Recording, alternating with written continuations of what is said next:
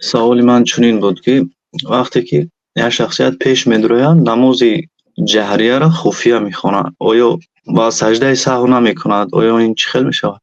Масалан, намози хуфтана хомӯш хонд, бояд чӣ кунад? Саҷдаи саҳв кунад, ё ки ба хотираш биёред. Вақте ки хомӯш хонда истодааст, алҳамдулиллаҳи роббил аламин мегӯед, то ин ки ба хотираш биёяду қироата баланд кунад.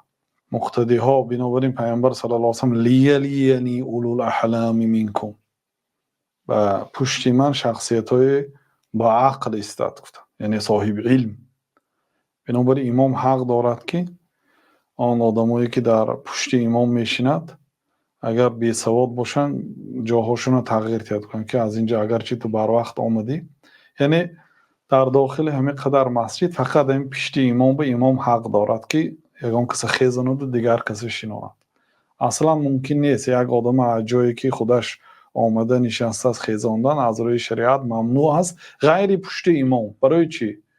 برای آنکه اونجا امام خطا میکند باید اینا لقمتی هست، امام قرائت خطا میکند باید اینا اصلاح کنند، امام وفات کردنش ممکن، امام بیمار شدنش ممکن، از هوش رفتنش ممکن، طهارتش شکستنش ممکن. یا آدمی بی سواد و بی فهم ایستاده است در قفا، امام اگر کشد اگر به پیش اون نمیدونه که چیکار کنه. بنابراین در پشت من آدم‌های با عقل صاحب علم ایستاد گفتند تا اینکه خطاگی‌های امام با خبر کنند، آگاه کنند، تا اینکه نماز همین خیلی با پردگی تا سجده سهو خطا نشه. امام داند که وای خطا کرد و داند که باید در آخر سجده سهو کند مثلا.